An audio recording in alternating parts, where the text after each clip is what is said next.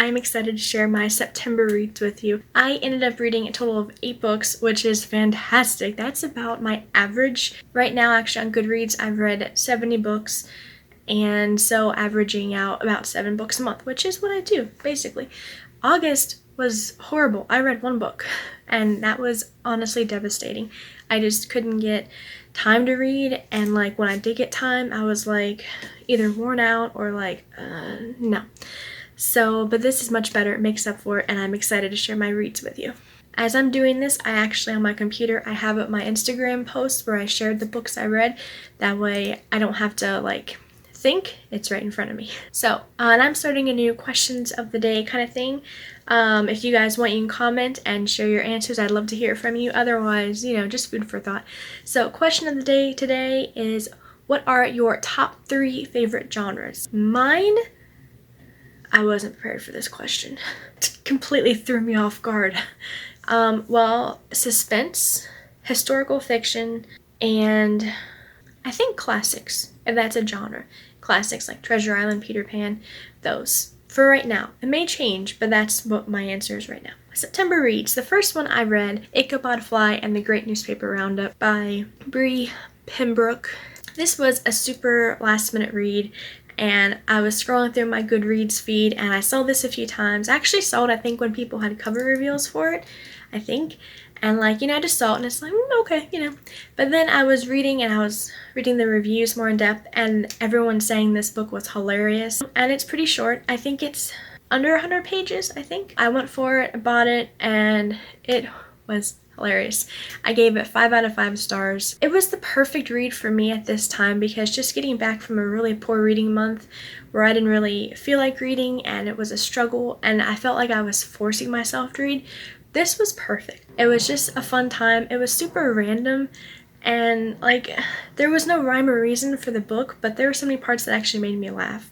So it was perfect for me at that time. I'm so thankful for it. Okay, the second book I read, I finished with Springtime in Surrey, and I gave it 4 out of 5 stars. I think there were 8 stories. I'm sorry if I'm wrong. A Wild Blue Wonder Press anthology. Group of authors. Kelly and Roth, I think, is like the main curator of it. And there were so many stories that were just fantastic. They all take place in the countryside in England and Surrey. Some are historical, like taking place during World War II and whatnot. There's a couple contemporary ones, and I forgot to mention this was actually an art copy that I had. I think I mentioned it in other videos. Out of 8 stories, I think I had 3 favorites. Those 3 being If I Knew You Were Coming by Bailey Gaines, The Tusi Musi, which I think that's how you say it, by Katya Labonte. I hope I got that right. And The Cottage on the Hill by Andrea Renee Cox. There were some really good ones, really sweet, very inspiring too. So it was a pretty good read. The next book I read, which I can't pick a favorite out of all 8 books because I got so many good ones in, but this one does stand out to me. It was another art copy, Cabin Girl by E.G. Bella. 5 out of 5. I had so much fun with this one. It really lived up to the hype that I had built it up to. First and foremost, it's a pirate story, which I love that kind of thing. Treasure Island's like my favorite classic. And it's rare to find clean, let alone Christian pirate stories, I mean. And also it had little bits of inspiration from Treasure Planet, which is like one of my favorite Disney movies that's underrated. So the hype for me was pretty high up there, and it lived up to my expectations. I love the plot, and there were a couple of plot twists that were just like so good, you know? So yeah, great characters, great message, and I love the adventure. It was fantastic. Highly recommend it. And I'm stoked for the second book, guys. The next book I read, which actually had to look up how to pronounce it, The Tale of Despereaux, and this was actually a library book for me, which is kind of rare, honestly. It wasn't until I saw one of my other Goodreads buddies reading this, and I was like, I was actually at the library when I saw that, and I'm like, interesting. So I went ahead and put it on hold at the library, and like the next day I was ready, so I grabbed it up. Finished it in 2 days. It was really good, very easy read. The storytelling is fantastic. The only other book I've read by this author, Kate DiCamillo, I think her name is Because of Winn-Dixie, and I haven't read that in eons, literally eons. It makes me want to go back and read her other books, you know, and I gave that 5 out of 5 stars. The next book I read was for the reading challenge, which I kind of went into in the last video, King and the Kindergarten Teacher by Shauna Johnson. Shauna, I think. I apologize if I got that wrong. I gave it 1 out of 5 stars simply because it's not me. It's a romance, modern day fairy tale, a very hallmarky, kind of like one of those Christmas Hallmark movies. It was not a Christmas book actually, but it had that thing, you know, the cliches and a lot of cringe, and yeah, so it just was not for me, you know, or maybe somebody else's cup of tea. If you like that kind of stuff, you know, you may like this, but it just wasn't, no, not for me. Next book I got in was Finding Home by Rebecca A. Morris.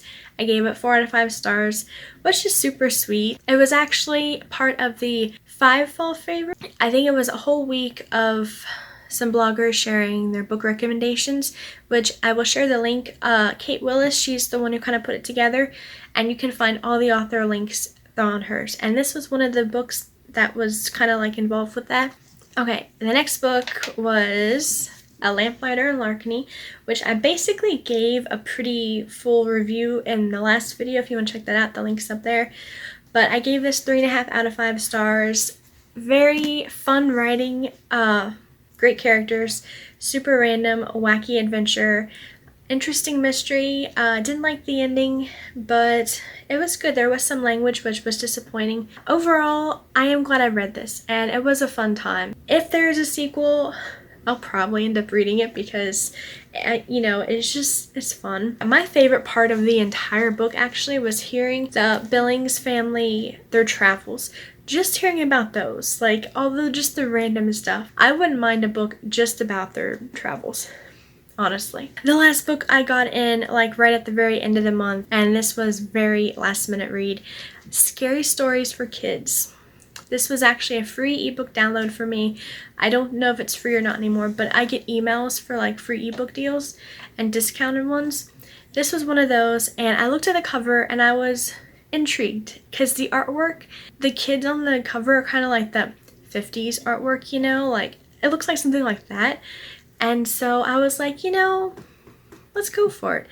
Oh, and it's by Bernard Tate. I'm not expecting a whole lot of scary stuff, you know, so I started reading it around midnight the night I bought it.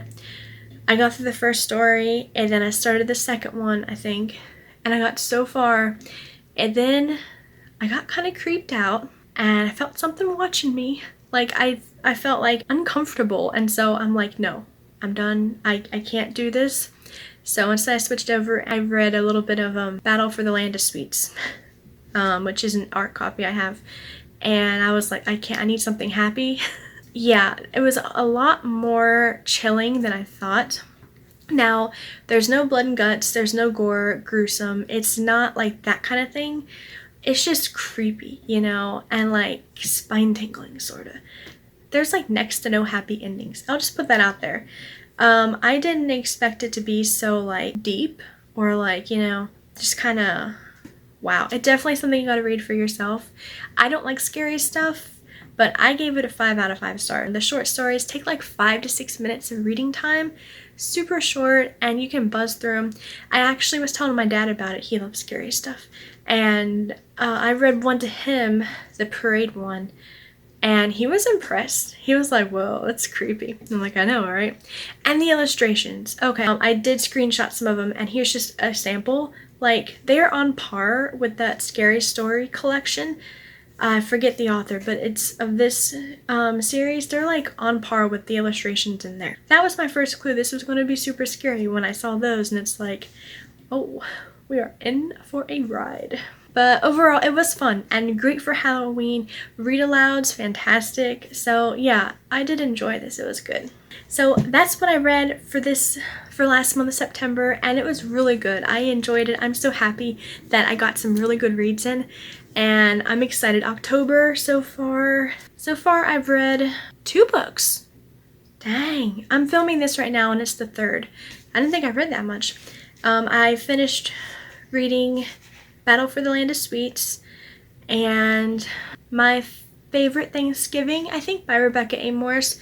Super short, read it late last night, like 20 pages. Okay, So in these monthly reading videos, I also like to include what I want to read for the next month. There are so many books I want to read. I want to get caught up. Like, I am like on a reading high after this month, and I want to just get so many done, you know? Like, I want to have like 12 books open at the same time and just read from each one, like, which isn't gonna work, but that's what I want to do right now. So first and foremost, I gotta get the reading challenges in. So we have The Book of Secrets by M.L. Little, and along with that, which is not part of the challenge, I really want to read these. I'm going to complete the series. Yeah, maybe not all of this month, but I gotta finish this, and I at least want to start book 2, you know what I mean? So I really want to finish these this fall. For the other reading challenge, I have The Last Word, which I'm still waiting on from the library, which that may or may not work out depending when it's available. And if not, official backup is The Looky Loo, which I actually started reading the other night. Not far enough to get a feel for it yet. I started reading this. We went to Ollie's the other day.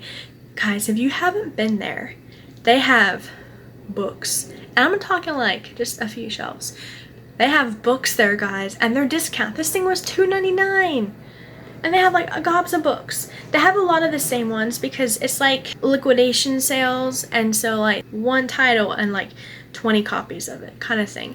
So, but definitely go there. So this is Miss Frisbee and the Rats of Nim. I tried to watch the cartoon several times. I've never finished it, so I don't know how it ends, which makes me happy because I don't want to already know it and then like it's spoiled, you know what I mean? So I'm excited. I'm already on page 15, so it's going good. This is the bookmark I'm using, which I showed in that one video. Disturb me while I'm reading and see what happens. I really want to read this, The Legend of Sleepy Hollow, and other short stories, including Rip Van Winkle, The Spectre Bridegroom, and The Devil and Tom Walker. So I'm really excited to read this. I mentioned this in the vacation video I did, got this at a Cracker Barrel. So yeah, I'm stoked.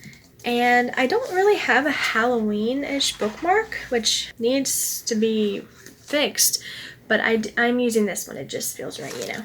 And again, one of these days, I'm going to show you guys my bookmark collection. I'm very proud of it. I love my bookmarks. I'm going to finish this. I promise I'm going to finish this. I'm still about 53% of the way through, page 217. Out of 396, but that includes like acknowledgments and stuff. I need to finish Legends, which is by Denver Evans. It's the last book of the Shallows trilogy. YA fantasy paranormal stuff like mermaids and everything. I got to 40% of the way through. I was reading it this summer. I buzzed through the other 2 books, but man, this one I don't know. I've got so many other stuff going on that I just kind of like left in the dust.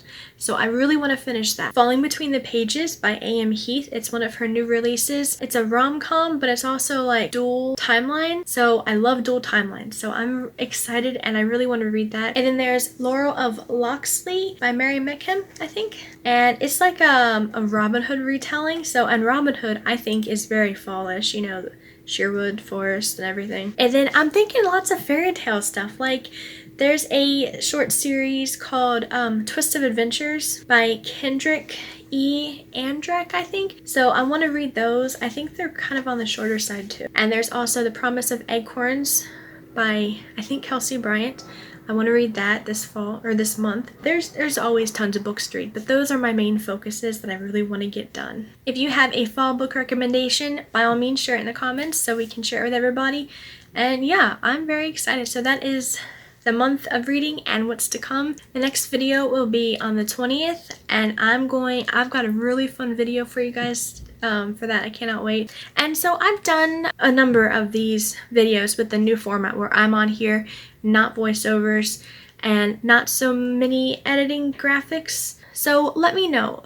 Do you guys miss the way I used to do the voiceovers, or do you like and prefer this now, or does it matter? Personally, I know editing wise, I love this. It's so much easier.